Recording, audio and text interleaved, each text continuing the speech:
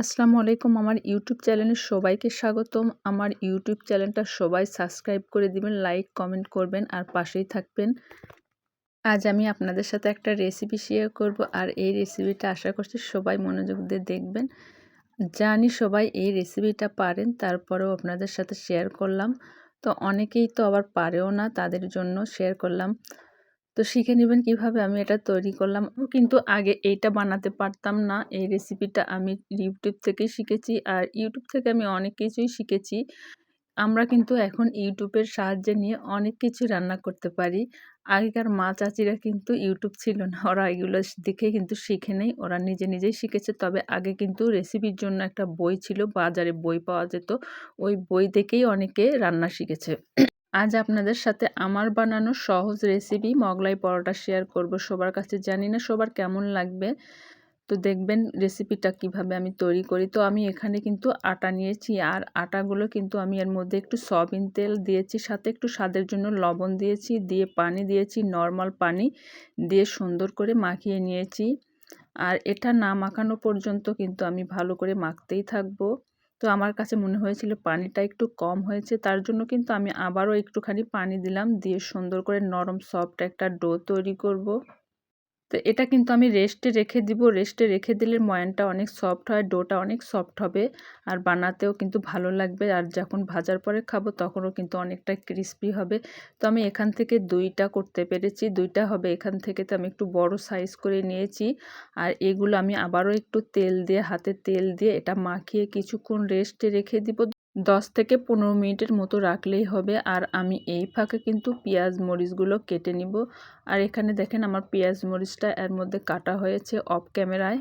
পেঁয়াজগুলো আমি একদম ছোট ছোট কিউব কিউব করে কেটে নিয়েছি আর কাঁচামরিচগুলো ঠিক এভাবেই কেটে নিয়েছি। এটা দেখানোর কিছুই নাই, আপনারা সবাই কাঁচামরিচ পেঁয়াজ কাটতে পারেন। তো আমি কাটার পরে একটা বাটিতে উঠিয়ে নিয়েছি আর এর মধ্যে 1 চিমটি লবণও দিয়েছি, সাথে 2টা ডিম দিয়েছি। এটা হাঁসের ডিম ছিল, আপনারা চাইলে মুরগির ডিম দিতে পারেন। আমার কাছে হাঁসের ডিম ছিল, তো হাঁসের ডিম দিয়ে দিলাম। এরপর এই ডিম 2টা আমি সুন্দর করে পেঁয়াজ মরিচের সাথে একটু ফেটিয়ে নিব। আর পেঁয়াজ মরিচটা বেশি করে দিলে কিন্তু খেতে ভীষণ মজা হয়।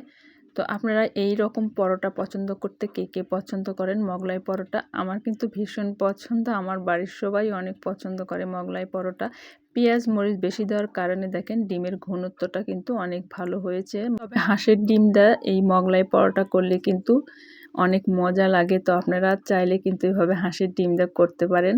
আর এই দেখেন এই ফাঁকে কিন্তু আমার এটার আটা রেডি করা হয়ে গেছে। তো আমি হাত দিয়ে এই আটাটাকে কিছুটা একটু মেলে নিচ্ছিলাম রুটির মতো করে, এতে বেলার সময় আমার অনেকটাই সুবিধা হবে। তো দেখেন অর্ধেক রুটি কিন্তু প্রায় হাত দিয়ে আমি করে নিয়েছি। এরপর আমি এই যে রুটি বানানোর বেলানি দিয়ে এটা দিয়ে রুটিটা বেলে নিব। মোগলাই পরোটার রুটিটা কিন্তু পাতলা হয়।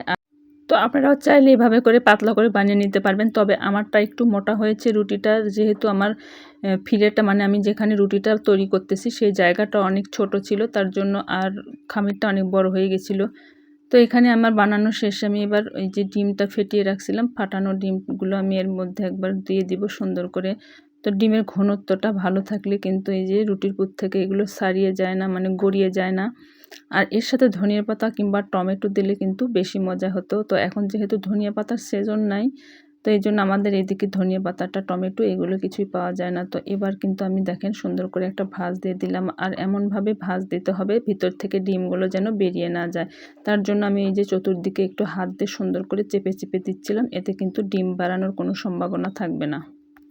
বানানোর শেষে এবার একটু ভাজার পালা। তো আমি পরোটাটা ভাজিয়ে নিব, তার জন্য কড়াইয়ে তেল দিয়েছি। আর এটা আমি সরিষার তেল দিয়েছি, সয়াবিন তেল দিয়ে কিন্তু পরোটাটা ভালো হতো। তো সরিষার তেল দিয়েও কিন্তু খারাপ হয়নি, যেহেতু আমরা বাসায় সরিষার তেল খাই এই জন্য সরিষার তেলটাই দিয়েছি, সয়াবিন তেলটা আমার কাছে ছিল না। আর এটা সুন্দর করে ভাজতে হবে একদম ডিপ ফ্রাই করে। তো ভাজার পরে দেখেন উঠিয়ে নিলাম, কত সুন্দর হয়েছে।